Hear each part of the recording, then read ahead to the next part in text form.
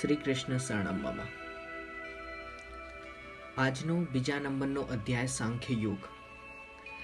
આ અધ્યાયના વાંચન પછી, એનું ફળ વાંચ્યા પછી એનું અંદર એક ગીતા મહાત્મ્ય, જે મેં ગઈ વખતે બતાવ્યું હતું એ રીતે, અને એના પછી ગીતાજીનું અનુસંધાન મહાત્મ્યની અંદર માં પૃથ્વી અને વિષ્ણુ ભગવાનનો સંવાદ, અને અનુસંધાનની અંદર સૌનક અને સુજી વચ્ચેનો સંવાદ દર્શાવેલો છે.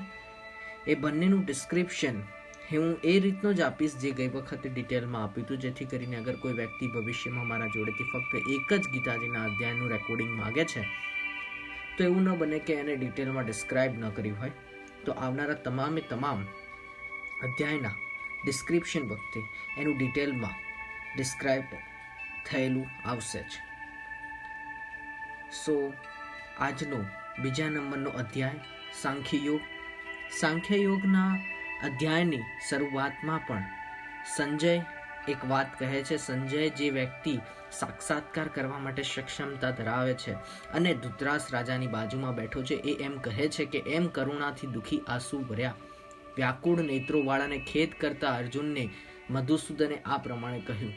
મતલબ એ કહે છે કે નારાજ થઈને અર્જુન વિષાદ યોગ, જે પહેલા નંબરનો અધ્યાય છે, એમાં અર્જુન એમ કહે છે કે મારે યુદ્ધ નથી કરવું. ઘણા બધા પાછળના કારણો, જેવા કે સ્ત્રીઓની પાછળની આખી કુળ ખરાબ થાય, એ અલગ અલગ ઘણા બધા કારણો બતાવ્યા પછી નારાજ થઈને પાછળની બેન્ચીસ, પાછળની બાજુએ રથના જઈને બેસી જાય છે. ત્યારે આંસુ ભર્યા વ્યાકુળ નેત્રોવાળા, વ્યાકુળ એટલે આમ કોઈની ઈચ્છાવાળા, અને ખેદ કરતા અર્જુનને મધુસૂદન યાની કે શ્રી કૃષ્ણ કંઈક કહે છે. તો એ શું કહે છે? તો હવે કહે છે, શ્રી ભગવાન બોલ્યા, હે અર્જુન, અનાયોએ સેવેલો સ્વર્ગને નહીં આપનારો. અનાયોએ એટલે કોઈ અર્થ વગરનો, સેવેલો એટલે મીન્સ પાડેલો, સ્વર્ગને નહીં આપનારો મતલબ સ્વર્ગની પ્રાપ્તિ ન થઈ શકે એવો, અને અપકીર્તિકારક મતલબ જે કીર્તિ નથી, જેનાથી ખ્યાતિ નથી મળવાની, એવો આ ક વખતનો મતલબ અર્થ કઈ સમય વગરનો મોહ તારા મનમાં ક્યાંથી આવ્યો? તને આ ક્યાંથી આવું બધું સૂજે છે? તું આજે વાતો કે છે. હે પાર્થ, તું કાયર ન થા, અને આ શોભતું નથી. હે પરંતપ, હૃદયની આ તુચ્છ નિર્બળતા છોડી દઈ તું ઊભો થા. અર્જુન કહે, મતલબ આટલું કીધું ભગવાને. પછી અર્જુન કહે, હે મધુસૂદન, હું સામે ઉભેલા ભીષ્મ પિતામહ અને દ્રોણાચાર્ય ઉપર કેવી રીતે બાણ છોડું? હે હરિસૂદન, તેઓ તો મારા માટે પૂજા કરવા યોગ્ય છે. મહાનુભાવો વડીલોને મારવા કરતા આ લોકમાં ભિક્ષાથી મેળવેલું અન્ન ખાવું વધારે સારું છે. કેમ કે વડીલોને મારીને તો અહીં તેમના લોહીથી ખરડાયેલા વૈભવ અને કામરૂપ ભોગો મારે ભોગવવા પડશે.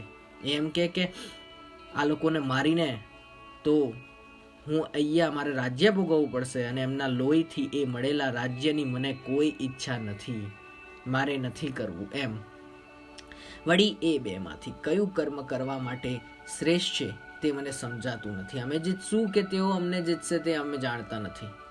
મતલબ શું કરવું જોઈએ? યુદ્ધમાંથી ન લડીને પોતાનું સર્વોસ્વ ત્યાગીને યુદ્ધ ભૂમિમાં હાર મેળવવી, કે પછી એમના ઉપર વિજય મેળવવો કૌરવો ઉપર, યાની કે પોતાની જીત મેળવવી? એ પૂછે છે. જેઓને મારી અમે જીવવા જ ન ઈચ્છીએ તે ધૃતરાષ્ટ્રના પુત્રોને સ્વજનો અમારી સામે યુદ્ધ કરવા ઊભા છે. કૃપણતા રૂપ દોષ વડે મૂઢ બનેલા, સ્વભાવ વાળો, કર્તવ્ય ધર્મમાં મૂઢ બનેલો હું આપને પૂછું છું, મારે માટે જે અવશ્ય કલ્યાણ રૂપ હોય તે મને કહો. હું આપનો શિષ્ય છું, આપ મને ઉપદેશ આપો. મતલબ એ કહે છે કે મને I don't know I can't understand that what should I do. મારે શું કરવું જોઈએ એની કઈ જ ખબર નથી, કન્ફ્યુઝ થઈ ગયો છે. અર્જુન કહે છે કે પ્લીઝ મને કોઈ રસ્તો બતાવો, કોઈ આમાંથી ઉપાય હોય તો બતાવો. પૃથ્વી પર શત્રુ વગરનું નિષ્કંટક અને સમૃદ્ધિવાળું રાજ્ય પામીને અથવા દેવતાઓનું આધિપત્ય મેળવીને પણ ઇન્દ્રિયોને દુઃખી કરનારા મારા આ શોકને દૂર કરે તેવો ઉપાય મને સૂચતો નથી. હવે સંજય, જે સાક્ષાત્કાર કરવાની ક્ષમતા ધરાવનારો છે, એ જણાવે છે કે હે રાજન, ઇન્દ્રિયોના સ્વામી મતલબ ઇન્દ્રિયોના ઉપર વિજય મેળવીને એટલા ઊંચા બનેલા સ્વામી શ્રી કૃષ્ણને આમ કહ્યા પછી પરંતુ હું યુદ્ધ નહીં કરું એમ બોલીને ચૂપ થઈ ગયો. મતલબ આવું કૃષ્ણને આટલી બધી વાત કીધી પછી અર્જુન એવું બોલ્યો કે હું યુદ્ધ નહીં કરું, અને પછી બોલ્યા વગર બેસી ગયો.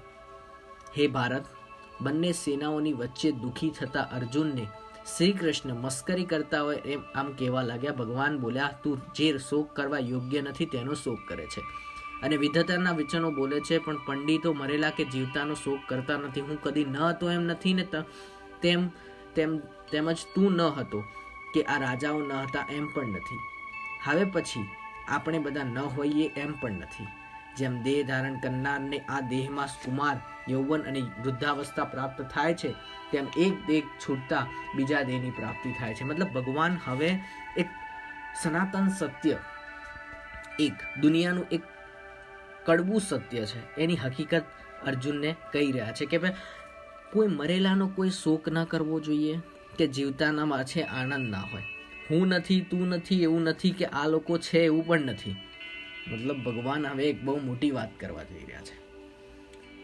એ એમ કે છે કે ધીર મનુષ્ય તેમાં મોહ પામતો નથી. હે કૌંતે, ઇન્દ્રિયોના વિષયો સાથેના સંબંધો શીત, ઉષ્ણ, સુખ અને દુઃખ દેનારા, આવવા જવાના સ્વભાવવાળા અને અનિત્ય છે. હે ભારત, તેઓને તું સહન કર.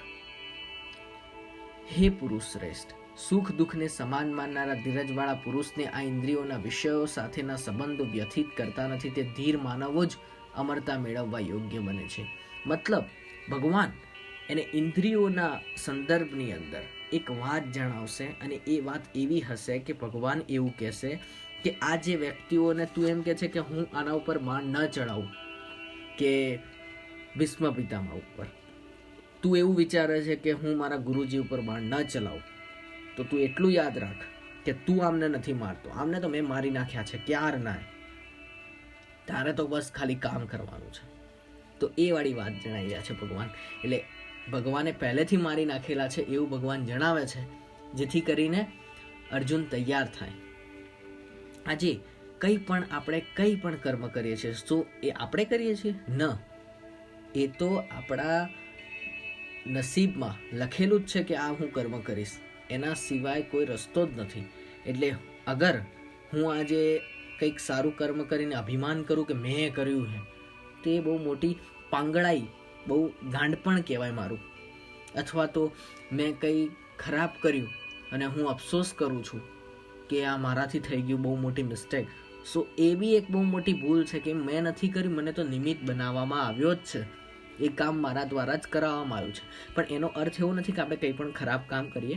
પણ જે પણ કર્મ દુનિયાની અંદર દરેક વ્યક્તિ પળ કામ કરે જ છે, દરેક દુનિયાનો જીવ. એ બી વાક્ય એક અધ્યાયમાં આવશે કે પૃથ્વી પરનો દરેક જીવ, એ કોઈ પણ એવું નથી કે જે એક પળ પણ કર્મ કર્યા વગર રહી જાય, એવું બી.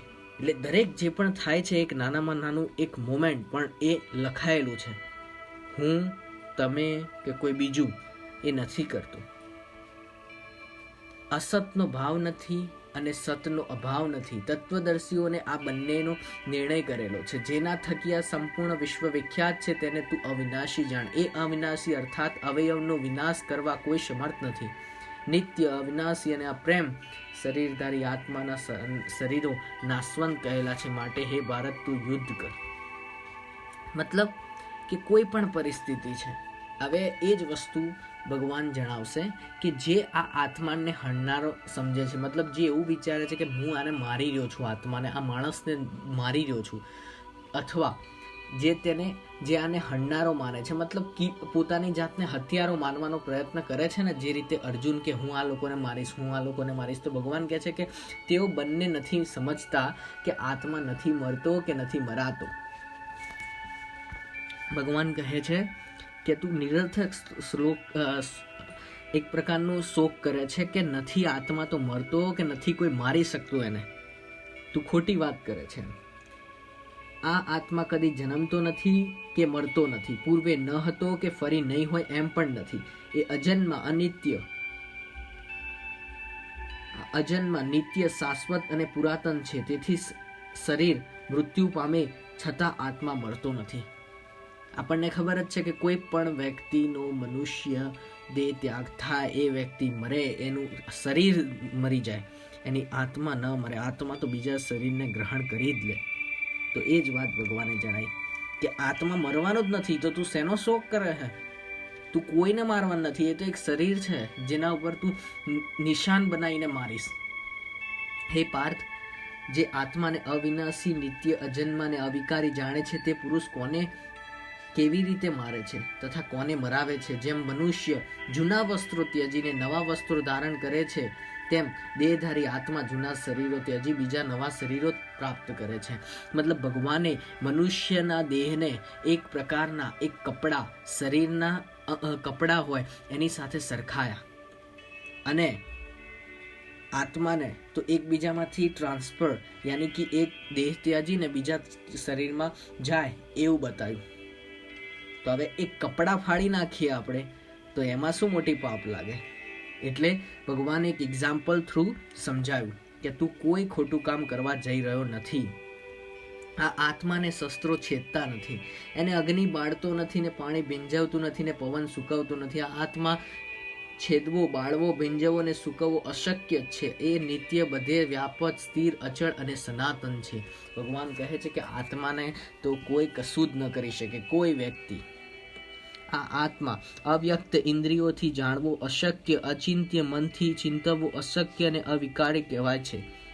માટે એ આત્માને જાણીને તારે શોક કરવો અનુચિત છે. અથવા તું આત્માને સદા જન્મનારો અને મરનારો માની લે તો પણ હે મહાભાવો, તું એનો શોક કરવા યોગ્ય નથી. કેમ કે જન્મેલાનું મૃત્યુ નિશ્ચિત છે ને મરેલાનું જન્મ નિશ્ચિત છે.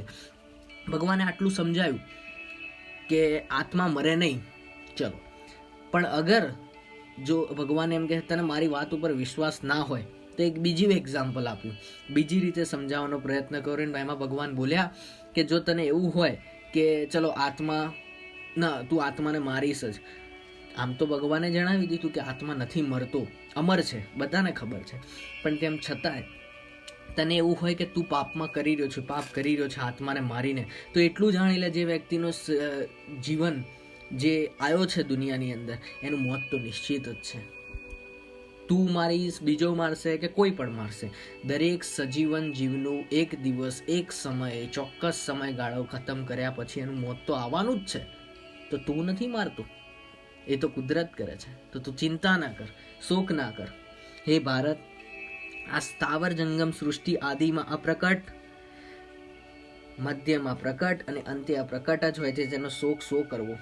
મતલબ આ સ્થાવર જંગમ સૃષ્ટિ આદિમાં, મતલબ આ જે પણ પરિસ્થિતિ છે એમાં અપ્રકટ, મધ્યમાં પ્રકટ અને અંતે અપ્રકટ. મતલબ શરૂઆતમાં સ્ટાર્ટિંગ ઇનિશિયલ પોઈન્ટ ઉપર એ ડાર્ક હોય, લાઇટ હોય, એટલે કે આછું હોય.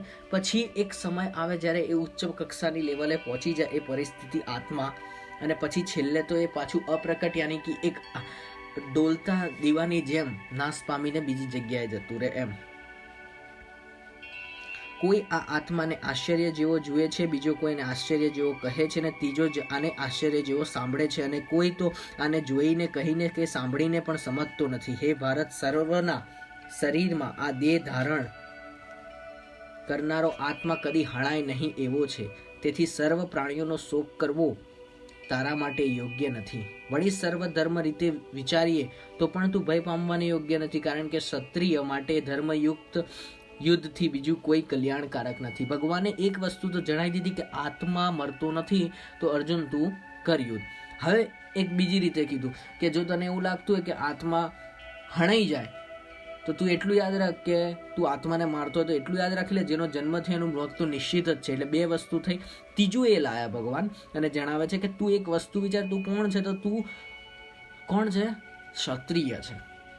અને ક્ષત્રિય માટે ધર્મયુક્ત યુદ્ધ, મતલબ ધર્મના સંદર્ભમાં, ધર્મના સારા, ધર્મના રક્ષણ માટે યુદ્ધ જે કરવામાં આવે, અને એ યુદ્ધ જો ક્ષત્રિય ન કરે તો ક્ષત્રિયની ક્ષત્રિયની જીવન એ ખરાબ કહેવાય, અર્થ વગરનું થઈ જાય. એને કરવાનું જ હોય.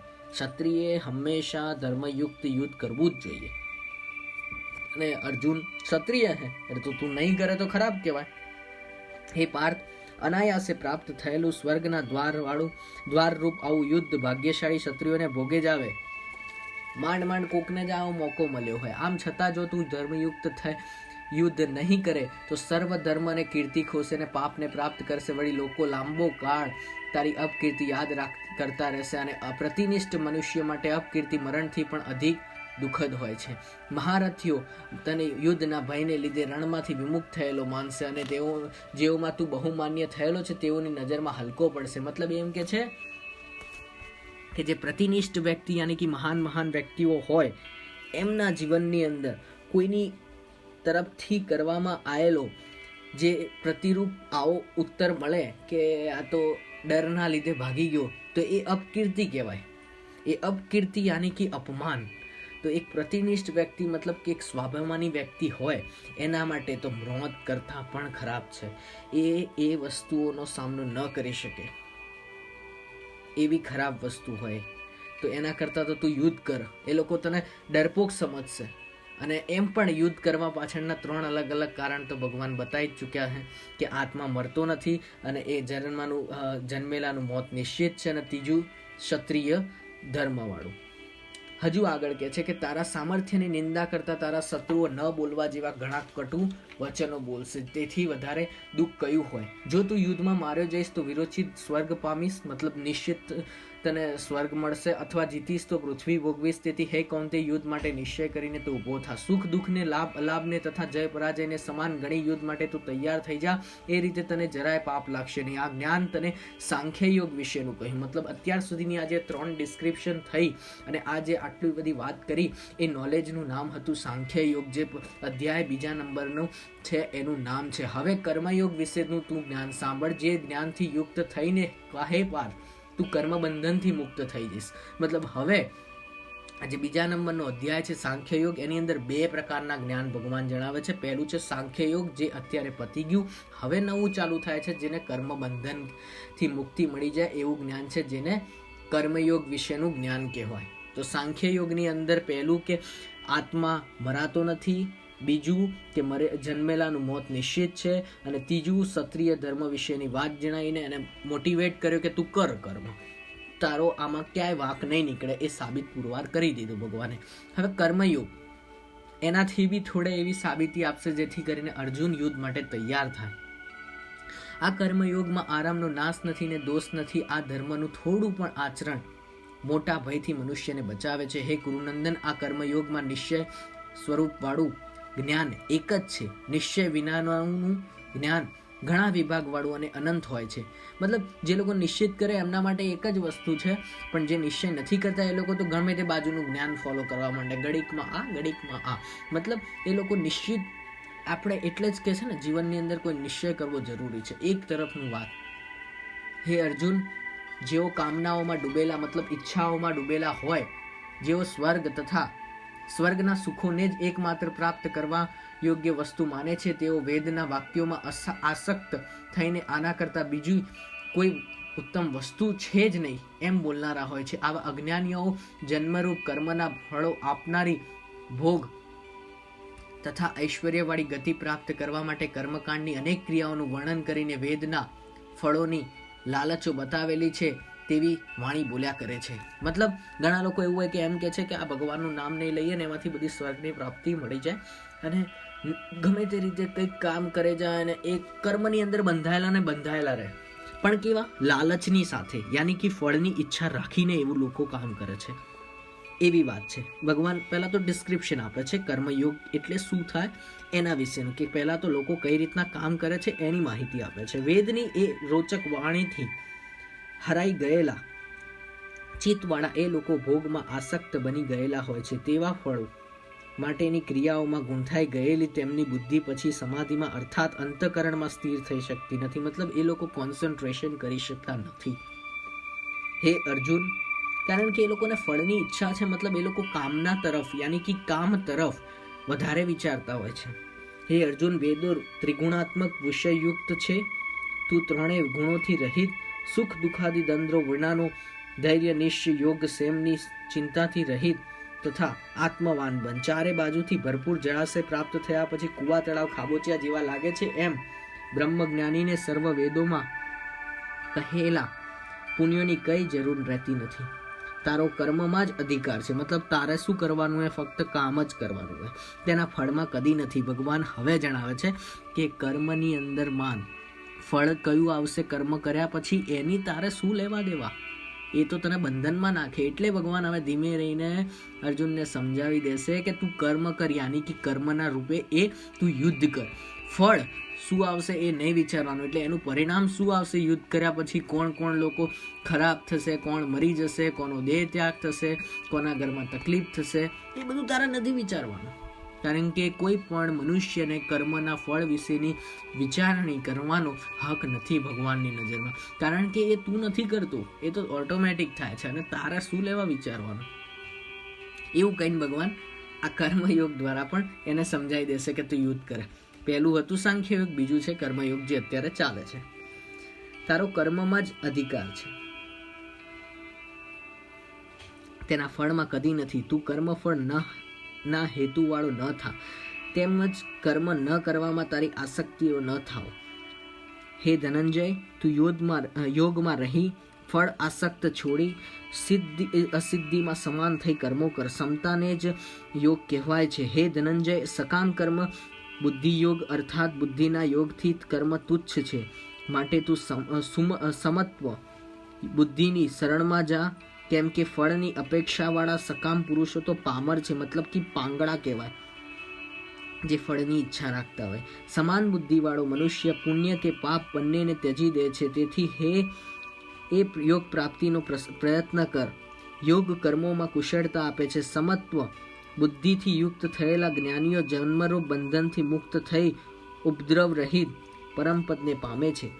જ્યારે તારી બુદ્ધિ મોહરૂપી કાદવને તરી જશે, મતલબ મોહ એટલે કે ઈચ્છા ની ઉપર તું પાર થઈ જઈશ, મતલબ ઈચ્છાઓ નહીં રાખે, ત્યારે તું સાંભળેલા અને સાંભળવા યોગ્ય કર્મફળો તરફ વૈરાગ્ય પામીશ. અનેક પ્રકારના સિદ્ધાંતો સાંભળીને વિભ્રમમાં પડેલી તારી બુદ્ધિ જ્યારે નિશ્ચય લઈને સમાધિમાં સ્થિર થશે, ત્યારે તું યોગને પ્રાપ્ત કરીશ. અર્જુન કહે, હે કેશવ, સમાધિમાં રહેલા સ્થિત પ્રજ્ઞની વ્યાખ્યા સી છે? તે મનુષ્ય સ્થિર બુદ્ધિવાળો કેવી રીતે બોલે, કેવી રીતે ચાલે, કેવી રીતે બેસે, કેવી રીતે વર્તે છે એ જણાવો. જ્યારે ભગવાને કીધું તો સ્થિર વાળો મનવાળો થઈશ ને, ત્યારે તને રિયલાઇઝ થશે કે તે બહુ મોટી ભૂલ કરી. તારે નતું કરવા જેવું એ કર્મ કર્યું, તે તારે કર્મના ફળની આશા નથી રાખવાની. એનો અસલી રિયલાઇઝ તું મારી જોડેથી સાંભળ અને મેળવ, અથવા તો પછી જ્યારે તું એક ધ્યાનમાં ધરીશ ને અને તારી ઇન્દ્રિયો ઉપરના 7 શરીરના ચક્રો ખુલશે, ત્યારે તને ખબર પડશે. તો અર્જુન કે તો એ માણસ જે બેઠો હોય સમાધિમાં, યાની કે ધ્યાન ધરીને કેવી રીતે બોલે, કેવી રીતે ચાલે, કેવી રીતે વર્તે, યાની કે એનું વર્તન કેવું હોય એ મને જણાવો. ત્યારે શ્રી ભગવાન બોલ્યા, હે પાર્થ, જ્યારે મનુષ્ય મનમાં રહેલી સર્વ કામનાઓ તજી દે છે અને આત્મા વડે આત્મામાં જ સંતોષ પ્રાપ્ત કરે છે, ત્યારે તે સ્થિત પ્રજ્ઞ કહેવાય છે. મતલબ પોતાના જોડે જે છે એની અંદર સંતુષ્ટિની ભાવના રાખનારો વ્યક્તિને સ્થિત પ્રજ્ઞ કહેવાય. દુઃખોમાં ઉદ્રેક રહિત મનવાળો, સુખોમાં નિસ્પૃહ થયેલો અને જેના રાગ ભય તથા ક્રોધ નષ્ટ થયા હોય તે સ્થિત પ્રજ્ઞ કહેવાય છે. જે સર્વત્ર સ્નેહ રહિત હોય, મતલબ એને કોઈ પ્રકારનું પ્રેમ ભાવના ન હોય, અને શુભ કે અશુભ જે પણ પ્રાપ્ત થાય તેનાથી હર્ષ કે ખેદ કરતો નથી, તેની બુદ્ધિ સ્થિર હોય છે. મતલબ સુખ મળે, દુઃખ મળે, તો જે પણ પરિસ્થિતિ હોય એને એ એક્સેપ્ટ કરતો હોય કે જે આવ્યું એ ભગવાને આપ્યું છે, એમ એને સ્થિત પ્રજ્ઞ કહેવાય. એ કેવી રીતનો હોય એવું, કાચબો જેમ સર્વ અંગો સમેટી લે છે, તેમ આ પુરુષ જ્યારે સર્વ ઇન્દ્રિયોને ઇન્દ્રિયોના વિષયોથી બહાર સમેટી લે છે, ત્યારે તેની બુદ્ધિ સ્થિર થાય છે. નિરાહારી પુરુષના વિષયો નિવૃત્તિ લે છે, પણ એ વિષયો તરફની વાસના દૂર થતા નથી.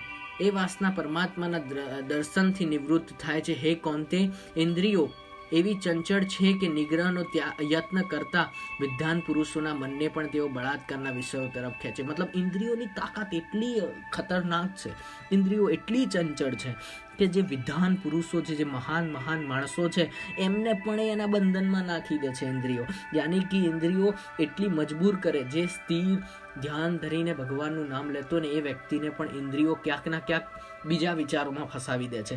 અત્યારે તમે આ અધ્યયન સાંભળો છો, તમારું મન બી ક્યાંક ભટકતું હશે, ક્યાંય બીજા કામની અંદર ફસાઈ ગયો કે હવે શું કરું, આ પતી જાય એટલે હું આ મેનેજ કરીશ, આ કામ કરી દઈશ, પેલું બાકી હે, કાં તો એવું બધી અલગ અલગ વાતો. કેમ? કારણ કે ઇન્દ્રિયો ઉપર કાબુ મેળવવો કોઈના માટે શક્ય છે જ નહીં.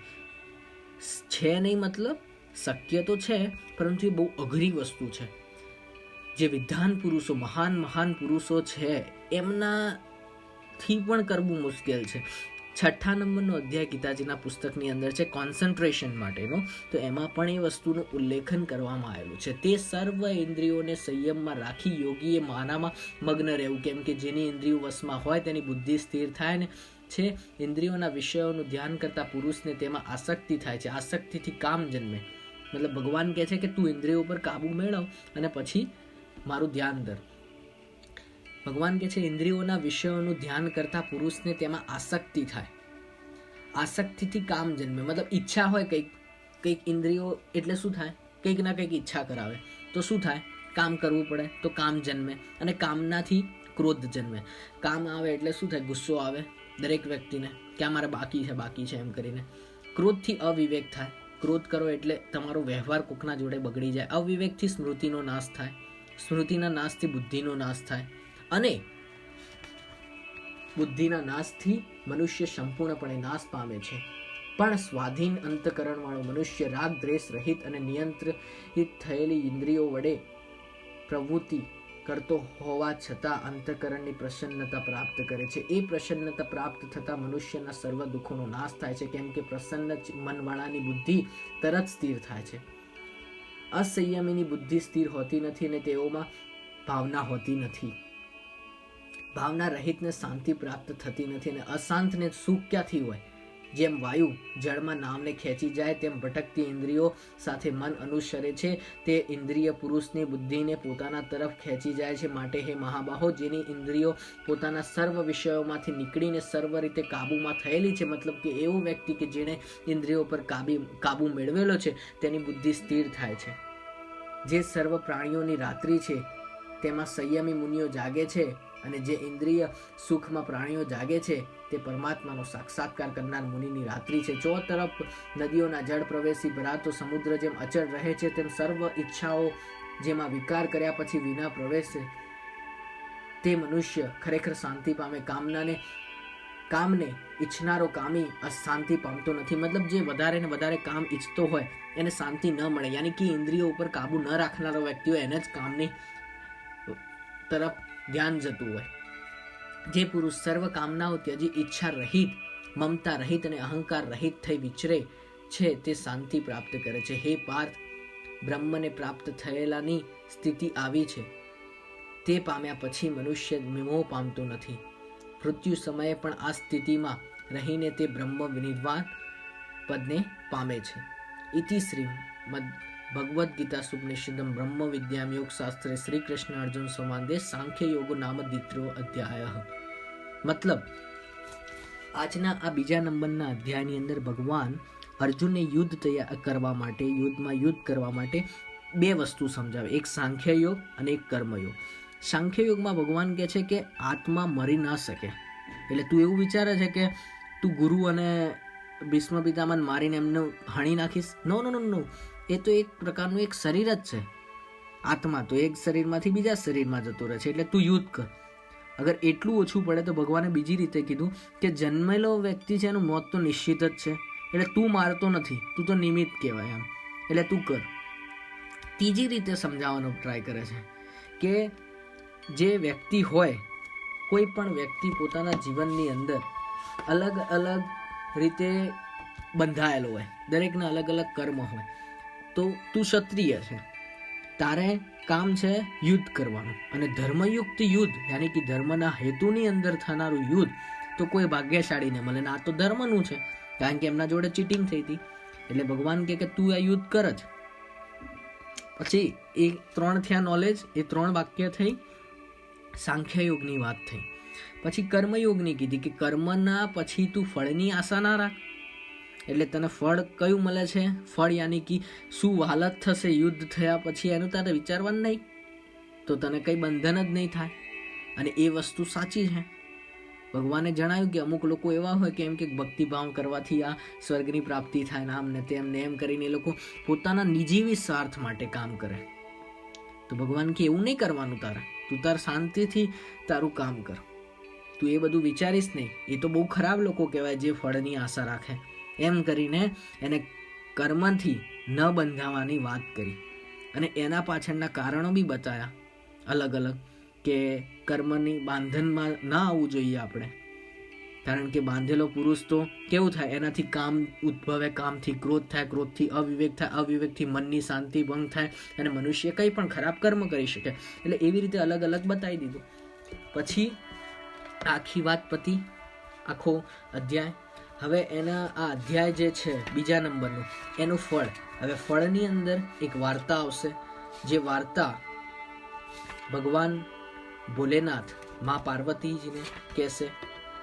તો અધ્યાય 2 સાંખ્ય યોગ, બીજા અધ્યાયના પાઠનું ફળ. તો આ અધ્યાય જે છે બીજો, એની અંદર શ્લોક નંબર 4 બહુ મહત્વનો હતો. તો એનું ગુજરાતી અહીંયા આપેલું છે કે અર્જુને કહ્યું, હે મધુસૂદન, હું સામે ઉભેલા ભીષ્મ પિતામહ અને દ્રોણાચાર્ય ઉપર કેવી રીતે બાણ ચલાવું? હે હરિસૂદન, તેઓ તો મારે માટે પૂજા કરવા યોગ્ય છે. મતલબ આ મહત્વની વાત હતી અને એના ઉપર આખો અધ્યાય થઈ જતો હોય એવો શ્લોક હતો આ. હવે ભગવાન ભોલેનાથ વાર્તા કહેશે કે શ્રી હરિ બોલ્યા, હે પ્રિય, પહેલા અધ્યાયનું મહાત્મ્ય તમે સાંભળી લીધું, હવે બીજા અધ્યાયનો પવિત્ર મહિમા સાંભળો. હવે સ્ટોરી સ્ટાર્ટ કરશે ભોલેનાથ.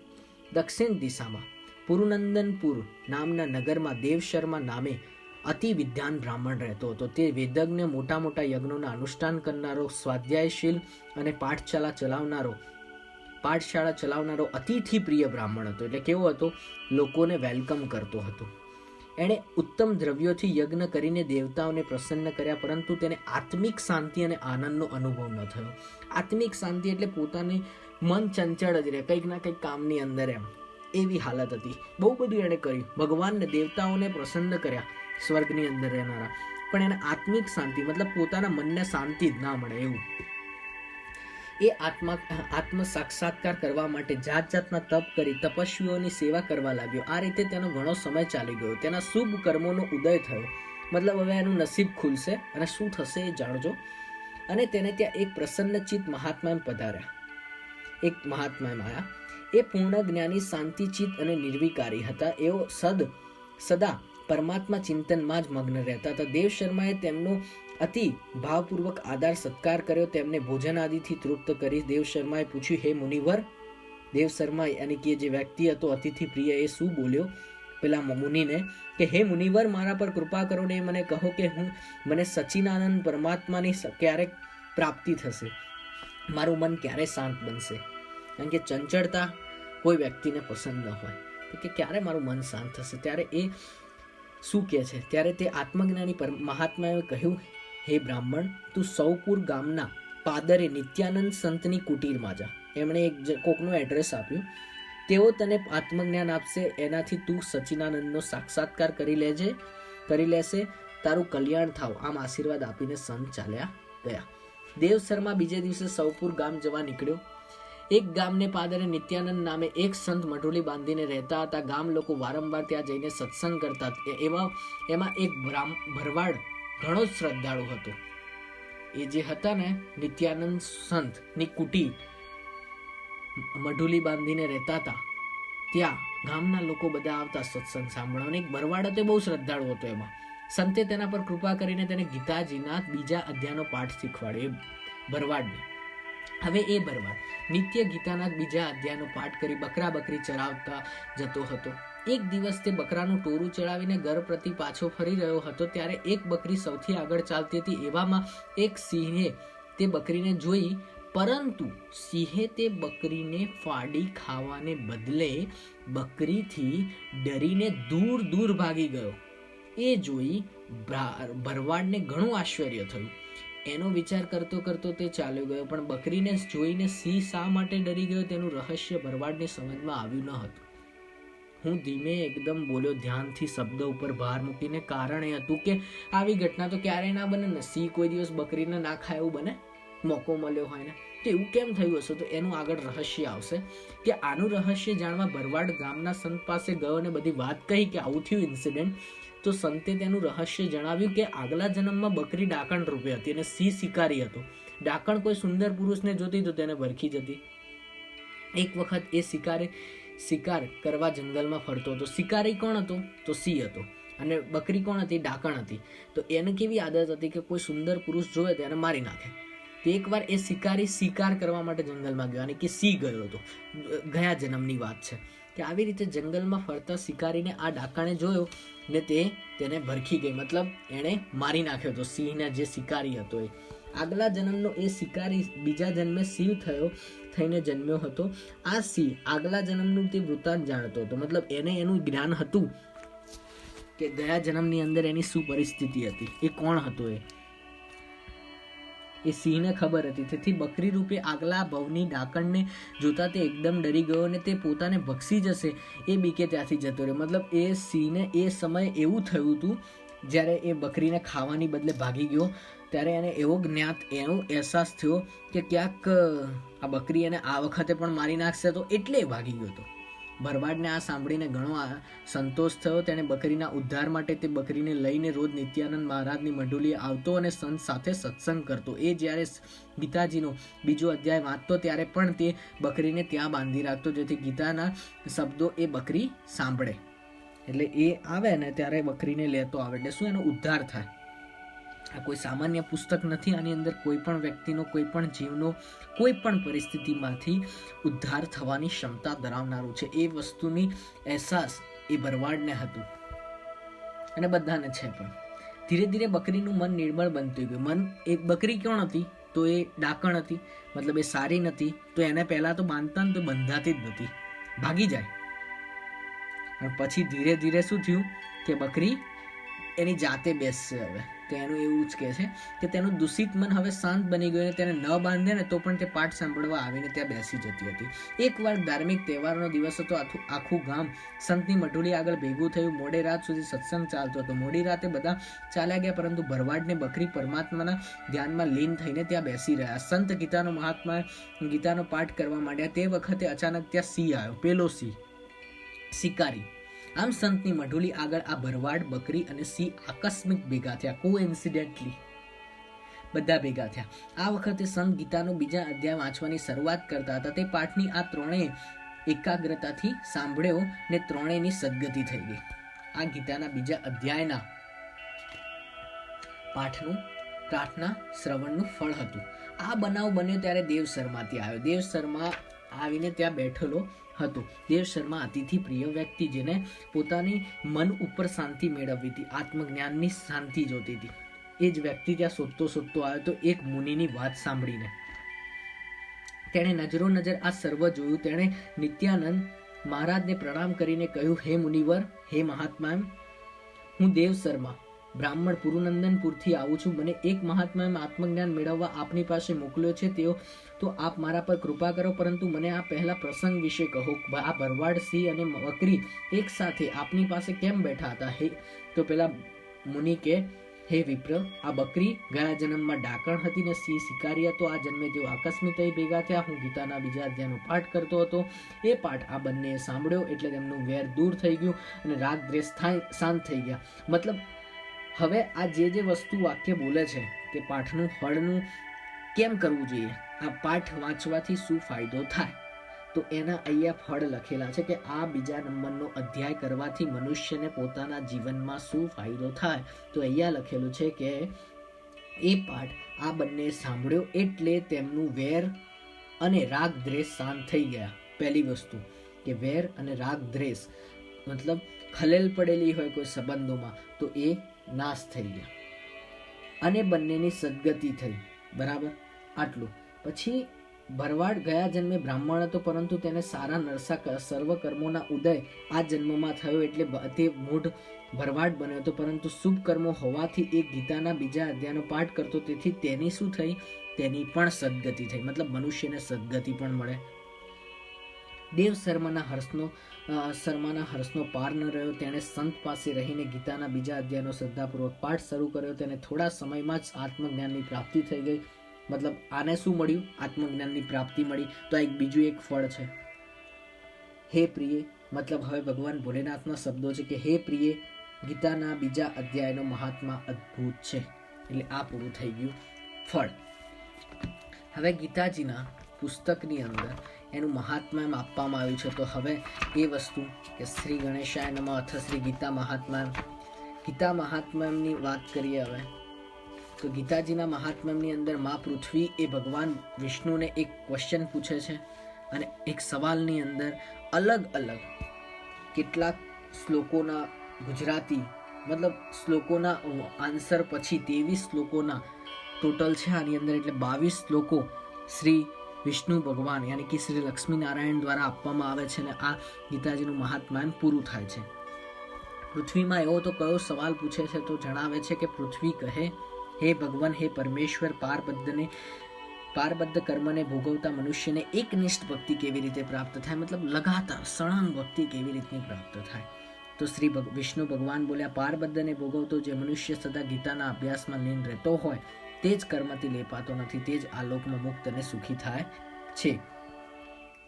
જેમ કમળના પાંદડાને જળ સ્પર્શી શકતું નથી તેમજ જે ગીતાનું ધ્યાન કરે છે તેને મહાપાપાદી પાપો કદી સ્પર્શી શકતા નથી. જ્યાં ગીતાનું પુસ્તક હોય અને જ્યાં તેનો પાઠ થતો હોય ત્યાં પ્રયાગ આદિ સર્વ તીર્થો નિવાસ કરે છે. મતલબ અલગ અલગ તીર્થોનું એ જગ્યાએ સ્થાન પ્રાપ્તિ હોય, જે જગ્યાએ એનું પુસ્તક હોય, યાની કે અત્યારે મારા ઘરમાં છે તો એ બહુ મહાન વસ્તુ કહેવાય. અને જ્યાં તેનો પાઠ થતો યાની કે હું મારા ઘરમાં અત્યારે કરું છું તો એ પણ એક બહુ મહાન વસ્તુ કહેવાય. જ્યાં ગીતા હોય ત્યાં સર્વ દેવો, ઋષિઓ, યોગ્યો, નાગો, ગોપાળો, ગોપીઓ, નારદ, ઉપદ્રવ અને સર્વ પાર્ષદો સાથે સદા હાજર રહે જ છે. જ્યાં ગીતાનું મનન થતું હોય, અભ્યાસ કરાતો હોય, કરાવાતો હોય, વિચાર પડવું, ભણાવવું કે શ્રવણ થાય ત્યાં હે પૃથ્વી મારો સદાય વાસ હોય છે. એટલે આ બધી વાતો જે જણાવવામાં આવી રહી છે એ માં પૃથ્વીને એમના એક સવાલ ઉપર શ્રી વિષ્ણુ ભગવાન યાની કે શ્રી લક્ષ્મી નારાયણ જણાવે છે. તો ભગવાન અહીંયા કહે છે કે હે પૃથ્વી મારો સદાય વાસ ત્યાં હોય છે, મતલબ ભગવાનનો વાસ એવી જગ્યાએ હોય જ્યાં એનું વાંચન થતું હોય, સંભળાતું હોય, યાની કે અત્યારે મારા રૂમમાં, મારા ઘરમાં હું ગીતાના આશ્રય સ્થિત છું. મતલબ ભગવાનનો સાક્ષાત્કાર કરવો હોય તો ગીતાજીના પુસ્તક દ્વારા આપણે કરી શકીએ છીએ એવું ભગવાને જાતે જ મા પૃથ્વીને કહે છે. ગીતા મારો ઉત્તમ આવાસ છે અને ગીતાના જ્ઞાનનો આશ્રય કરી હું ત્રણેય લોકનું પાલન કરું છું. ગીતા વર્ણવ્ય પદોવાળી અવિનાશી અર્થમાત્ર તથા અક્ષરરૂપ મારી નિત્ય બ્રહ્મરૂપની ને પરમ શ્રેષ્ઠ વિદ્યા છે, એમાં જરાય શંકાને સ્થાન નથી. વળી તે ચિદાનંદ શ્રી કૃષ્ણે પોતાના શ્રીમુખથી અર્જુનને સંબોધી હોવાથી ત્રણેય વેદરૂપ, પરમાનંદન રૂપ અને તત્વજ્ઞાનથી યુક્ત છે. ગીતાજીના પુસ્તકની અંદર 18 અધ્યાય છે. તો ભગવાન વિષ્ણુ કહે છે કે જે મનુષ્ય સ્થિર માનસવાળો થઈને નિત્ય ગીતાના 18 અધ્યાયનો જપ કરે, રોજ જે 18 પહેલો બીજો આજે આપણે બીજો અધ્યાય કર્યો એવા 18 કરી નાખે, રોજ કરતો હોય સ્થિર મનથી યાની કે ધ્યાનથી, એવું નહીં ખાલી વાંચવા ખાતર કે સાંભળવા ખાતર, નહીં ધ્યાનથી, તો એને શું મળે? તો ભગવાન કહે છે તે જ્ઞાનરૂપી સિદ્ધિ પામે અને અંતકાળે પરમ પદને અવશ્ય પ્રાપ્ત થાય છે. જો કોઈ સંપૂર્ણ પાઠ કરવા માટે અસમર્થ હોય અને તે અડધો પાઠ કરે, મતલબ અડધી બુક વાંચે યાની કે 9 અધ્યાય કરતો હોય તો પણ તે ભાવિક ગાયના દાન જેટલા પુણ્યને પામે, એમાં જરાય સંશય નથી. ગાયના દાન આપ્યા બરાબર. જે કોઈ ગીતાના 3જા ભાગનો પાઠ કરે છે, 3જા ભાગનો પાઠ એટલે કે 18 અધ્યાયના 3જો ભાગ એટલે રોજના 6 અધ્યાય કરતો હોય તો તેને ગંગા સ્નાનનું ફળ પ્રાપ્ત કરે છે. અને 6ઠ્ઠા ભાગનો પાઠ યાની કે 3 રોજના અધ્યાય કરતો એવો વ્યક્તિ હોય તો સોમયાગનું યાની કે એક યજ્ઞ છે એનું ફળ પ્રાપ્ત કરે છે. આજે આપણે 1 અધ્યાય જ કર્યો છે તો એ લોકોને શું ફળ મળે? જે લોકો રોજ 1 અધ્યાય કરતા હોય તો એનું અહીંયા વર્ણન કરેલું છે કે જે મનુષ્ય શ્રદ્ધા ભક્તિથી દરરોજ 1 અધ્યાયનો પણ પાઠ કરે તે અવશ્ય તે રુદ્રલોકને પ્રાપ્ત કરીને ત્યાં શિવજીનો ગણ થઈને દીર્ઘકાળ વાસ કરે. મતલબ ભગવાન ભોલેનાથના ચરણમાં જ સ્થાન મળે, શિવજીના સ્થાનમાં. અગર આટલું બી કરવાનો ટાઈમ નથી તો ઘણા લોકો એક શબ્દ હોય ને ગીતાજીના પુસ્તકના એક વાક્ય કે એવું હોય ને એનો બી પાઠ કરતા હોય, રોજ જે એક વાંચતા હોય તો એ કરાય, એ બી ફળદાયક છે.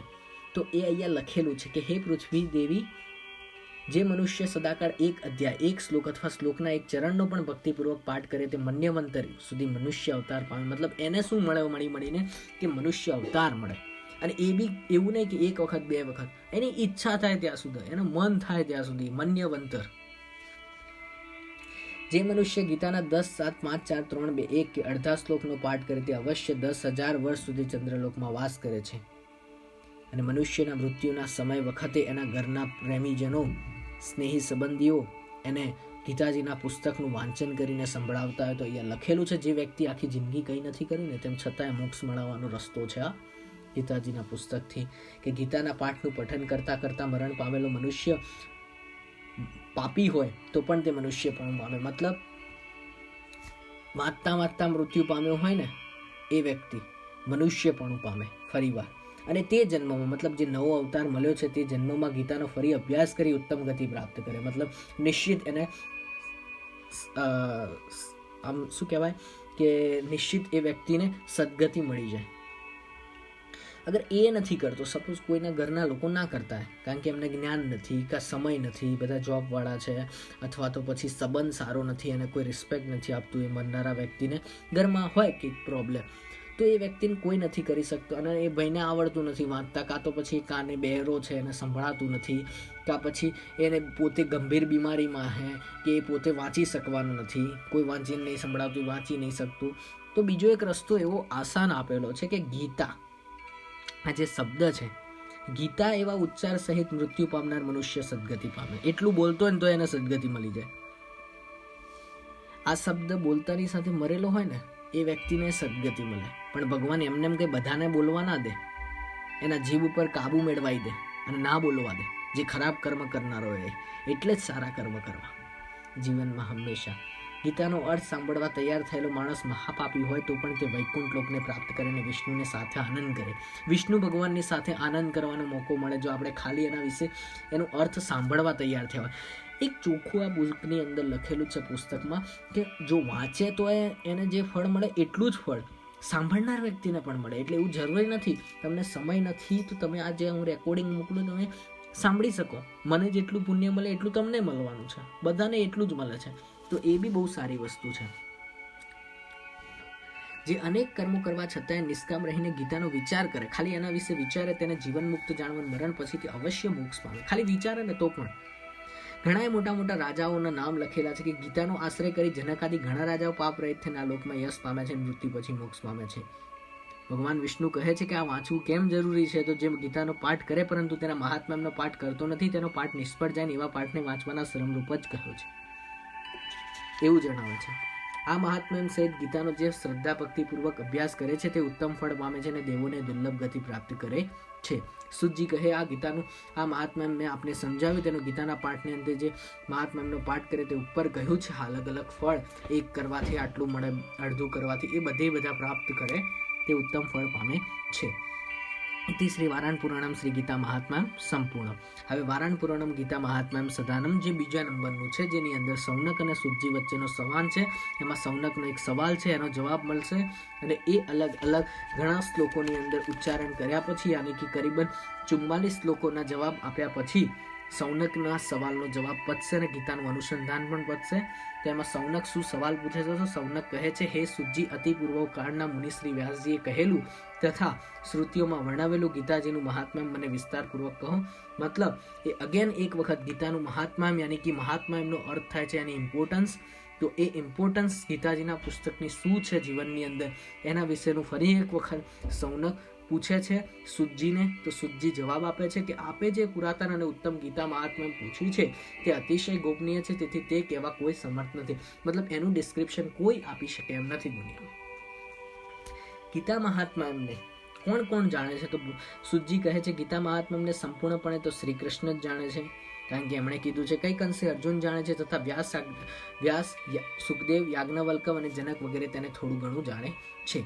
બીજા મહાપુરુષોએ કર્ણ કર્ણ સાંભળીને લોકમાં વર્ણવ્યું છે તે રીતે શ્રી વ્યાસજીના મુખેથી મેં જે સાંભળ્યું છે તે હું આજે આપને કહું છું.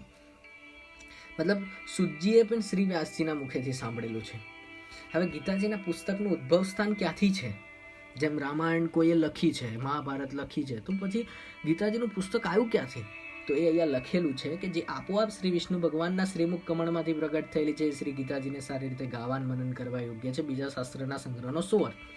મતલબ શ્રી વિષ્ણુ ભગવાન શ્રી લક્ષ્મીનારાયણના શ્રીમુખમાંથી, એમના મોઢામાંથી ઉદ્ભવ સ્થાન થયેલો છે ગીતાજીના પુસ્તકનું, બીજે ક્યાંયથી નહીં. ગીતા સિવાય બીજા કેમ પુસ્તકોનું આપણે સંગ્રહ કરવાની જરૂર નથી? તો એ અહીંયા લખેલું છે કે ગીતા ધર્મમય, સર્વજ્ઞાનની પ્રકાશક તથા સર્વશાસ્ત્રમય છે, માટે ગીતા સર્વશ્રેષ્ઠ છે. એમને નથી કહી દીધું કે ગીતા જ સૌથી બેસ્ટ છે. મનુષ્ય આ ઘોર સંસાર સાગર તરી જવા ઈચ્છે, જે મનુષ્ય આ ઘોર સંસાર સાગર તરી જવા ઈચ્છે છે તે ગીતારૂપી નાવ પર ચડીને સુખપૂર્વક પાર પહોંચી શકે છે. જે પુરુષ આ પવિત્ર ગીતા શાસ્ત્રનો સાવધાન થઈને ધ્યાનપૂર્વક અભ્યાસ કરે છે તે ભય સુખ આદિથી રહિત થઈ શ્રી વિષ્ણુ પદ પામે છે. ગીતાનું જ્ઞાન જેણે સદા અભ્યાસપૂર્વક સાંભળ્યું નથી, મતલબ જેને આનું નોલેજ નથી, છતાં જે મોક્ષિત છે, મતલબ તેમ છતાં એ વ્યક્તિને મોક્ષની પ્રાપ્તિ જોઈએ છે, મનુષ્ય સંસારમાં નથી આવું અને પોતાને સદગતિ જોઈએ, તે મૂળ આત્મા પણ એ એવો વ્યક્તિ છે કે એને કઈ દે સાંભળ્યું નથી કશું આવું અને પાછું મોક્ષ જોવે છે. તો એ જે વ્યક્તિ હોય તે બાળકની જેમ હાસ્ય પાત્ર થાય, મતલબ એની કોઈ વેલ્યુ જ ના થાય. અર્થ એવું ના વિચારી શકે, કારણ કે આના વગર તો કોઈ રસ્તો જ નથી મોક્ષનો. ભગવાનનું નામ લેવું એ જ, સારા કર્મો કરવા, સત્કર્મનું એ જ તો છે, બધું છે દુનિયાની અંદર. જેઓ રાત દિવસ ગીતા શાસ્ત્રનું અધ્યયન કરે છે અથવા તેનો પાઠ કરે છે કે સાંભળે છે, તેઓને મનુષ્ય નહીં પણ સંશય વિનાના દેવો જ સમજવા. મતલબ રાત દિવસ જે લોકો કરતા હોય એને દેવો સુધી સરખામણી આપી. દરરોજ જળ વડે સ્નાન કરવાથી મનુષ્યના દેહનો મેલ દૂર થાય, પણ ગીતા રૂપી જળમાં એક વાર સ્નાન કરવાથી સંસાર રૂપી મેલનો નાશ થાય છે. જે મનુષ્ય પોતે ગીતા શાસ્ત્રનું અધ્યયન કરતો નથી, કરાવતો નથી, બીજા પાસે જેને તે સાંભળ્યું નથી, તેમજ જેને તેનું જ્ઞાન નથી, જેને તેના પર શ્રદ્ધા નથી ને ભાવ પણ નથી, તે મનુષ્ય લોકમાં ભટકતા ડુક્કર જેવો જ છે. એ વ્યક્તિ જેને નોલેજ નહીં ને ઈચ્છા, એની અંદર શ્રદ્ધા નહીં, એને ભૂંડ કહેવાય. જે ગીતાને જાણતો નથી તેનાથી નીચ બીજો કોઈ મનુષ્ય આ જગમાં નથી. જે ગીતા વાંચે છે પણ ગીતાના અર્થનું મનન કરતો નથી, મતલબ વાંચતો હોય પણ કોઈ દિવસ એને ફોલો ના કરતો હોય, એક્સેપ્ટ ના કરતો હોય, તેવું આચરણ કરતો નથી, એ બાહ્ય જ્ઞાનના દેખાડાથી તેના આચાર રદ અને એને યશને ધિક્કાર છે. મતલબ એ સો ઓફ એ ગંદો કહેવાય. એનાથી અધમ બીજો કોઈ મનુષ્ય નથી. જે જ્ઞાન ગીતામાં આલેખાયેલું નથી એવું જે નોલેજ છે એ વેદાંતમાં પણ નિશ્ચિત હશે, મતલબ એવા મહાન પુસ્તકોમાં પણ નહીં હોય. આથી તેને યાની કે જે નોલેજ હતું એને નિષ્ફળ એટલે કે ફળ વગરનું, ધર્મરહિત એટલે ધર્મના વિરુદ્ધનું, ધર્મ વગરનું કહેવાય ને એવું, અને આસુરી એટલે કે ખરાબ વૃત્તિવાળું સમજવું. જે મનુષ્ય રાત દિવસ સુતા જાગતા, બોલતા ચાલતા અને ઉભા રહેતા ગીતાનું ધ્યાનપૂર્વક સતત અધ્યયન, શ્રવણ અને મનન કરે છે તે શાશ્વત મોક્ષનો અધિકારી બને છે. યોગના સ્થાનમાં, સિદ્ધ પીઠોમાં, શ્રેષ્ઠ પુરુષો આગળ, સંતોની સભામાં, યજ્ઞ સ્થળે અથવા વિષ્ણુ ભક્તો આગળ ગીતાનો પાઠ કરનાર મનુષ્ય અવશ્ય મોક્ષ પામે. મતલબ અલગ અલગ આવી રીતે ગીતાનું જ્ઞાન પ્રસરાવવા વાળો જે વ્યક્તિ છે એને મોક્ષ મળે જ છે. જે શ્રદ્ધાથી ગીતાનો પાઠ કરે અથવા શ્રવણ દરરોજ કરે, મતલબ રેગ્યુલરલી ગીતાનો પાઠ કરતો હોય, યાની કે વાંચતો હોય અથવા તો ફક્ત સાંભળતો હોય, તેને બંનેને એક જ ફળ આપવાની વાત છે. જેમ મેં હમણાં જણાવ્યું કે સાંભળો એ બી એ જ ફળદાયક છે. તો એને શું મળે? તેને દક્ષિણા સહિત, યાની કે દક્ષિણા એટલે કે જે આપણે ખુશ થઈને કોઈ વ્યક્તિને કંઈક આપીએ એ દક્ષિણા એક્સ્ટ્રા, અને દક્ષિણા તો મળે જ પણ સાથે સાથે શું મળે? અશ્વમેઘાદી યજ્ઞનું ફળ પણ મળે. જે ભક્તિભાવથી એકાગ્રચિત્તે ગીતાનું ધ્યાનપૂર્વક અધ્યયન કરે છે તેણે સર્વ વેદો, શાસ્ત્રો અને પુરાણોનો અભ્યાસ કરી લીધો એમ માનવું. મતલબ એ વ્યક્તિ કેટલો હોશિયાર કહેવાય. વેદો, શાસ્ત્રો, પુરાણો બધું આવડે છે એવું એને સમજી લેવાનું. જે મનુષ્ય પોતે ગીતાનો અર્થ સાંભળે, તમે તમારા માટે સાંભળો છો, હું મારા માટે અત્યારે વાંચું છું અને સાંભળું છું, બંને થાય, આચરે યાની કે ફોલો કરીએ આપણે, અને પરોપકાર માટે સંભળાવ. તો તમે અત્યારે હાલ કોઈને સંભળાઈ નથી રહ્યા, પરંતુ હું આ રેકોર્ડિંગ દ્વારા તમને સંભળાવી રહ્યો છું. બીજાનું સારું થાય, બીજાના સારા કલ્યાણ માટે, તો તે શું પ્રાપ્ત કરે? તો તે નિશંક પરમ પદ પામે. મતલબ આવું ત્રણમાંથી કંઈ પણ કરતો હોય, સાંભળતો હોય અથવા કોકને કહેતો હોય અથવા તો અનુસરણ કરતો હોય, તો તમે એમાંથી બે વસ્તુ કરો છો, હું ત્રણ વસ્તુ હાલ કરી રહ્યો છું, હાલ માટે જ ખાલી. તો આપણને બધાને એક જ ફળ મળવાનું છે. શું? તો નિશંક પરમપદ. આ સૃષ્ટિની આ જે કહેવાય ગોળ ચકેડા, જે લખ 84ના ફેરા, એ બધું મુક્તિ મળી જાય જીવનમાં. જે ઘરમાં શ્રી ગીતાજીનું પૂજન થાય છે એ ઘરની અંદર, જેમ કે અત્યારે મારા ત્યાં થાય છે, તમે તમારા ઘરે સાંભળો છો, તો આ પૂજન થઈ રહ્યું છે તમારા ઘરમાં પણ. આ સ્થાન છે જ્યાં તમે સાંભળી રહ્યા છો, બહુ સારી વસ્તુ છે.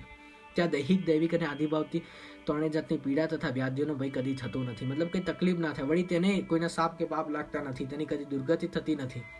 તમને બી કંઈ તકલીફ ના થાય, કારણ કે તમે સાંભળી રહ્યા છો અને તમારા ઘરમાં થઈ રહી છે. હું મારા ઘરમાં અત્યારે સાંભળી રહ્યો છું તો મને પણ નહીં થાય એમ. અને બીજો શું ફાયદો થાય? તેણે શરીરના 6 શત્રુઓ, અર્થાત મતલબ શરીરના કયા 6 શત્રુઓ છે? તો કામ, ક્રોધ, લોભ, મોહ, મદ અને મત્સર. કામ, ક્રોધ, લોભ, મોહ, મદ અને મત્સર કદી દુઃખ આપતા નથી. મતલબ એ તકલીફ ના થાય શરીરની અંદર. આ ભગવાન આ બધું આ પાછું કેમ મનુષ્ય અવતાર ન લેવાની વાત મહત્વની છે. તો કારણ કે મનુષ્ય અવતાર આવે તો શરીરના 6 શત્રુઓનો સામનો કરવો પડે. આ લોભ ને મોહ, માયાની, સંસારની આ બધી પીડાઓથી તો મનુષ્ય શરીરના અંતિમ શ્વાસ સુધી નથી છૂટી શકતો. જેમ કે આ ઇન્દ્રિયો ઉપરની કાબુ એ શું છે? મોહ છે. તો આ બધાથી તો છૂટવાની વાત છે. મોટા મોટા સત્પુરુષો, મહાન મહાન વ્યક્તિઓ છે, એ ફસાઈ ગયા છે એની અંદર. તો તમારી મારી શું વિશાળ, આપણું તો શું હાલત થાય? આપણું તો કહીને એટલા માટે આ મુક્તિ મેળવવી બહુ મહત્વની વસ્તુ છે. એટલે જે આ કરતા હોય એમને ના તકલીફ થાય એમ.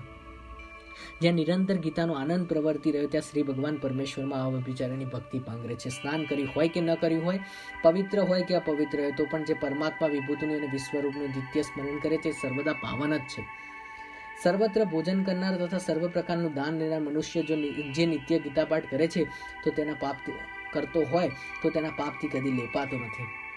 જેનું ચિત્ત સદા ગીતામાં જ લીન હોય, મતલબ એમાં ધ્યાન હોય, તે પુરુષ સંપૂર્ણ અગ્નિહોત્રી, સદા જપ કરનારો, ક્રિયાવાન તથા પંડિત સમાન છે. મતલબ એને પંડિત જોડે સરખાયેલો છે. એવો જ વળી તેવો જ મનુષ્ય, મતલબ જેનું જ્ઞાન હંમેશા ગીતાજીના પુસ્તકની અંદર જ રહેતું હોય, એ વ્યક્તિ કેવો હોય? તો દર્શન કરવા યોગ્ય, મતલબ એના આશીર્વાદ લેવાય. સંપત્તિવાન યાની કે પૈસાવાળો, યોગી, જ્ઞાની, યાજ્ઞિક, જ્ઞાની તથા સર્વ વેદોનો માર્ગદર્શક સમજવો. મતલબ કોઈ પણ પરિસ્થિતિની અંદર આપણે એના જોડેથી સલાહ સૂચન લઈ શકીએ એવો વ્યક્તિ. જ્યાં ગીતાના પુસ્તકનું નિત્ય પાઠ થતો હોય ત્યાં પૃથ્વી પરના પ્રયાગ આદિ સર્વ પવિત્ર તીર્થો નિવાસ કરે છે. મતલબ મોટા મોટા તીર્થો આવેલા હોય. જે ઘરમાં ગીતા પાઠ થાય છે તે ઘરમાં અને દેહરૂપી નગરીમાં, યાની કે એ વ્યક્તિના ઘરની અંદર અને વ્યક્તિના દેહરૂપી નગર, યાની કે દેહ એટલે શરીર થાય અને દેહરૂપી નગર એટલે એ વ્યક્તિના શરીરમાં કોણ કોણ રહે છે? તો સર્વ દેવો, ઋષિઓ, યોગ્યો અને સર્પો સદા વાસ કરે છે. ગીતાજીના પુસ્તકની અંદર 18 અધ્યાય છે. એવી રીતે ગીતાજીના પુસ્તકના 18 નામ છે કે ગીતા, ગંગા, ગાયત્રી, સીતા, સત્યા, સરસ્વતી, બ્રહ્મ વિદ્યા, બ્રહ્મવલ્લી, ત્રિસંધ્યા, મુક્ત ગેહિની, અર્ધમાત્રા, ચિદાનંદા, ભવંતી, ભૈનાશિની, વેદત્રય, પરા, અનંતા અને તત્વાર્થ જ્ઞાન મંજરી. એમ ગીતાના 18 નામનો સ્થિરમનથી જે મનુષ્ય નિત્ય શ્રદ્ધાપૂર્વક જપ કરે છે તે જલ્દી જ્ઞાન સિદ્ધિ પામે છે અને છેવટે પરમપદ પ્રાપ્ત કરે છે. મનુષ્ય જે જે કર્મ કરે છે તે સર્વમાં ગીતા પાઠ ચાલુ રાખો, આથી તે કર્મ નિર્દોષ રીતે સમાપ્ત થાય અને તેનું પૂર્ણ ફળ પામે છે. ઘણા બધા લોકો એવા હોય કે જે મહેનત કરે પણ સક્સેસ ના મળે અને એમ કે મારું નસીબ નથી. નસીબ તો જોવે જ છે, પરંતુ કોઈક સારા કર્મ કરેલા હોય તો ભગવાન અવશ્ય આપણને ફળ આપે છે. એટલે સારા કર્મ રૂપી આપણે ગીતાજીના અધ્યયન બી કરી શકીએ, સતમાર્ગે જઈ શકીએ. તો આ બધું સતમાર્ગે જવું, સત્યનું પાલન કરવું, કોઈનું અહિત ન કરવું, આ બધું શું છે? એક સારી વસ્તુ છે જે ગીતાજીના પુસ્તકની અંદર જણાયેલું છે કે કોઈને જાણે અણજાણેમાં દુઃખ ના પહોંચાડવું. તો આ બધું કરતા હોય તો આપણને ઘણું બધું ફળ મળે, અવશ્ય એને પ્રાપ્તિ મળે, સદગતિ મળે, સક્સેસ મળે, બધું. જે મનુષ્ય શ્રાદ્ધમાં પિતૃઓને ઉદ્દેશી ગીતાનો પાઠ કરે તેના પિતૃ અતિ સંતુષ્ટ થાય અને નરકમાં આવે તો તેઓ સદગતિને પ્રાપ્ત કરે. ગીતા પાઠે પ્રસન્ન થયેલા તથા શ્રાદ્ધથી તૃપ્ત થયેલા તે પિતૃઓ પુત્રને આશીર્વાદ આપતા પિતૃલોકમાં જાય છે. આ વાતના સંદર્ભમાં આવતીકાલનો બીજો અધ્યાય 3 નંબરનો એ આખો આ વાત ઉપર નિર્ભય છે. કારણ કે એની અંદર આખી એક એવી ઘટના નરકમાંની બને છે જે અવિશ્વસનીય છે. એવું છે, એ કાલે જણાવીશ નેક્સ્ટ અધ્યાયમાં. જે માણસ શ્રદ્ધાથી ગીતા લખી ગળામાં, યાની કે પોતાની બોલીની અંદર સીતાજીના અંદર વર્ણવેલા સારા જે વિધાનો જણાવેલા છે એવા સત્ય વચનો બોલતો હોય ગળામાં, યાની કે હાથમાં, યાની કે સારા કર્મ કરતો હોય, કે મસ્તક પર, યાની કે પોતાના મગજમાં કોઈનું ખરાબ પણ ના વિચારતો હોય એવો વ્યક્તિ હોય, તેના સર્વ વિઘ્નો અને દારૂણ ઉપદ્રવ તરત જ નાશ પામે છે. ભરતખંડમાં કુલ ટોટલ 4 વર્ણ છે. તો ભરતખંડમાં 4 વર્ણમાંથી કોઈ પણ વર્ણમાં મનુષ્ય દેહ પામીને જે મનુષ્ય અમૃત સ્વરૂપ ગીતાને સાંભળે કે ભણીને તે હાથમાં આવેલું અમૃત તજીને દુઃખરૂપી ઝેર પામે છે એમ માનવું. જે ગીતારૂપી અમૃતનું શ્રદ્ધાથી પાન કરે તે મોક્ષ મેળવીને સુખી થાય છે. સંસારના દુઃખોથી પીડાયેલા જે મનુષ્યએ ગીતાનું જ્ઞાન સાંભળ્યું છે તેઓ અમૃત મેળવ્યું છે અને તેઓ નિત્ય સુખ પામીને શ્રી હરિના ધામને પામી ચૂક્યા છે. આ લોકમાં ઘણા રાજાઓ જનક આદિ રાજાની પેટે ગીતાનો આશ્રય લઈ પાપ રહિત થઈને પરમ પદને પ્રાપ્ત થયા છે. ગીતામાં ઉચ્ચ નીચ મનુષ્ય વિશેનો કોઈ ભેદ નથી, કેમ કે ગીતા બ્રહ્મ સ્વરૂપ હોય, મતલબ બ્રહ્મનું સ્વરૂપ છે. તેનું જ્ઞાન બધાને માટે એક સમાન છે. ગીતાના અર્થને પરમ આદરથી સાંભળી જે આનંદ પામતો નથી તે મનુષ્ય આળસને લીધે આ લોકમાં ફળ પામતો નથી, પરંતુ વ્યર્થ શ્રમ ભોગવે. મતલબ આ બધી વસ્તુ જાણતો હોવા છતાં ગીતાજીના પુસ્તકનું, અને એ વ્યક્તિ એવો હોય કે જે કદર ન કરતો હોય, એને ઇમ્પોર્ટન્સ ના આપતો, એવો જે હોય ગાણો વ્યક્તિ, આ લોકની અંદર એનું કશું ના થાય, એ હેરાન જ થાય. ખાલી ગીતાનો પાઠ કરી જે મનુષ્ય તેના મહાત્મ્યનો પાઠ કરતો નથી, મતલબ આ વાંચતો નથી, તેના પાઠનું ફળ વ્યાજ જેમ કેવળ પાઠ કરવાની મહેનત જ થાય. આ મહાત્મ્ય છે જે ગીતાનો પાઠ કરે તથા શ્રદ્ધાથી તેને સાંભળે પણ તે દુર્લભ મોક્ષ ગતિ પામે છે. ગીતાનું આ સનાતન મહાત્મ્ય મેં કહ્યું છે, તેને ગીતાના પાઠને અંતે જે પુરુષ પાઠ કરે છે તે અંતે જે પુરુષ પાઠ કરે તે ઉપર કહ્યું છે તે ફળ અવશ્ય પ્રાપ્ત કરે છે. ઇતિ શ્રી વારાયણ પુરાણમ ગીતા મહાત્મ્યમ અનુસંધાનમ સમાપ્તમ. શ્રી કૃષ્ણ શરણમ. તો આજના આ કરેલા અધ્યાયની અંદર જે ફળ હતા એની અંદર શું હતું કે ક્ષત્રિય ધર્મનું મહત્વ, આત્માના વિશેની વાત કે કયો દિવસ મરે નહીં, જન્મેલાનું મૃત્યુ નિશ્ચિત છે, એવી રીતે સાંખ્ય યોગનું નોલેજ આપ્યું, અને કર્મયોગ દ્વારા કે કર્મના ફળ વિશેનું ના વિચાર અને યુદ્ધ માટે તૈયાર કરી નાખ્યો. અને સદગતિ મળે, પેલા જે રીતે બકરીને ને બધાને મળી હતી, બકરી સિંહ અને પેલા બ્રાહ્મણને જે ભરવાડ હતો, જે ગયા જન્મમાં બ્રાહ્મણ હતો, એ બધાને પણ, અને પેલાને આત્મ શાંતિની પણ પ્રાપ્તિ થઈ હતી. તો એ જ હતું આજનું મહત્વની વાત. સાંખ્ય યોગ હતો 2 નંબરનો અધ્યાય. શ્રી કૃષ્ણ શરણમ મમ. જય શ્રી કૃષ્ણ.